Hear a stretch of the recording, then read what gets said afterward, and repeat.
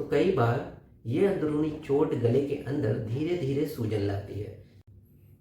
दोस्तों, बहुत बार road traffic accident या मारपीट में गले पे कोई चोट आ जाती है जो कि अंदरूनी होती है, बाहर से कोई चोट नहीं दिखती है। ऐसे में कई बार मरीज को गले में कुछ दर्द हो सकता है, उसकी आवाज़ में कुछ भारीपन हो सकता है, कुछ सांस लेने में थोड़ी मोड़ी परेशानी भी हो सकती है, कुछ निगलने में परेशानी हो सकती है। ये सारी परेशानियां बहुत बार मामूली होती हैं, जिसकी वजह से पेशेंट इन्हें मामूली चोट समझ करके छोड़ देता है और डॉक्टर तक जाना ज़रूरी नहीं समझता है। अब इस वीडियो में आगे बढ़ने से पहले मैं आपको अपना एक एक्सपीरियंस बताना चाहूँगा। ये उन दिनों की बात है कि जब हम जूनियर डॉक्टर हुआ करते थे, तो हमारी इमरजेंसी में एक पेशेंट आया जिसका बाइक से मामूली एक्सीडेंट हुआ था और बाइक का हैंडल उसके गले पे लग गया था।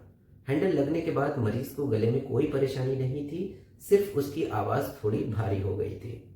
पेशेंट इमरजेंसी में आया। पेशेंट को हमने, चूंकि पेशेंट सुबह में आया था, हम डॉक्टर्स को ओपीडी करनी थी, तो हमने पेशेंट को इमरजेंसी में ऑब्जर्वेशन के लिए रोक दिया और फिर हम ओपीडी करने चले गए।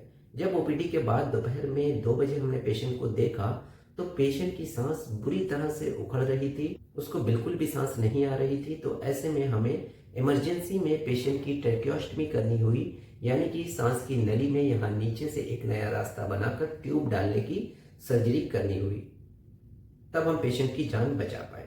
तो ऐसा होता इसलिए है कि जब गले में अंदरूनी चोट आती है तो कई बार ये अंदरूनी चोट गले के अंदर धीरे धीरे सूजन लाती है। जब ये सूजन धीरे धीरे आती है तो ऐसे में धीरे धीरे मरीज की आवाज़ बैठती है और धीरे धीरे उसकी सांस लेने की परेशानी बढ़ती रहती है। तो अगर कभी भी रोड ट्रैफिक एक्सीडेंट या मारपीट में गले में चोट आए और गले पे कोई खास परेशानी ना हो, तो भी कम से कम एक बार अपने नज़दीकी ईएनटी डॉक्टर को ज़रूर मिले।